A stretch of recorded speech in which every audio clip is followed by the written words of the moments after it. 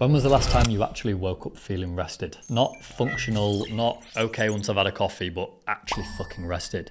Because if you are anything like the men that I work with, you probably have the alarm going off at 6 and first thing you reach for is either your phone or a coffee, and then another one before you've even left the house. Now, a lot of the guys that I work with are getting 8 hours. You know, you're in bed by 10. On paper, your sleep looks textbook, but the way you feel in the morning tells a completely different story. And the patterns that I see in the data of the men that I'm working with, sleep duration is probably fine for most high-performing men, but the sleep quality is broken. And this is because most men just assume that sleep is a numbers game. You know, you get 8 hours sleep and you're sorted. And yes, duration is one part of the question, but what actually matters is the sleep architecture, the structure of what your sleep is made up of. Specifically, how much deep sleep and how much REM sleep you're getting. Now, deep sleep is where your physical repair happens. You know, all of your muscles after training, your growth hormone, tissue recovery, and your immune function.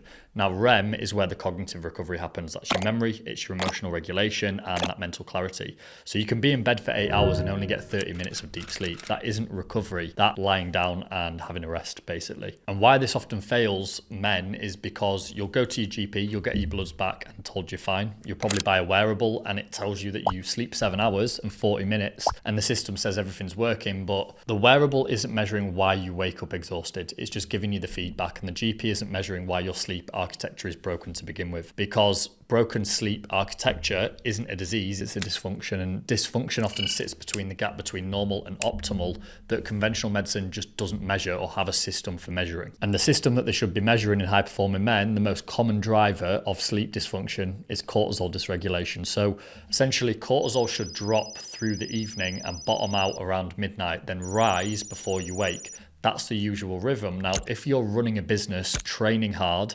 making decisions late into the evening, your cortisol stays elevated when it should be dropping. And you fall asleep because you're exhausted, but your nervous system is still in what we call a sympathetic dominance. So you never really enter that deep sleep and you wake up at 3 or 4 in the morning and you can't get back down, or you wake up at 6 feeling like you didn't sleep at all. Because when you add blood sugar instability and low magnesium, you've got a system that physically cannot recover, and that's the mechanism behind all of this. So if you've watched that and you're thinking, fuck, that's me, and you actually want to fix this, you need to stop chasing sleep hacks. You need to start looking at 4 drivers that are underpinning this. So number 1 is your cortisol rhythm. This is identifying, is it dropping in the evening or is it staying elevated? Number 2, blood sugar regulation. Now, crashes in the night will put you out of deep sleep every single time. Number 3, your nutrient status. You need magnesium, you need B vitamins, iron, and vitamin D. These are all directly involved in sleep architecture.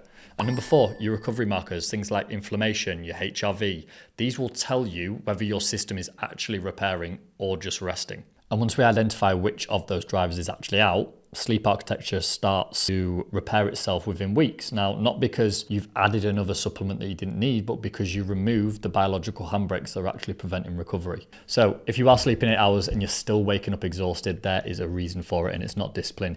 You got 2 options. If you want to know more about our blood work blueprint can restore your health and take you from just surviving to thriving, hit the first link in the description. Or if you're ready to take action on this and book a discovery call, just hit the second link.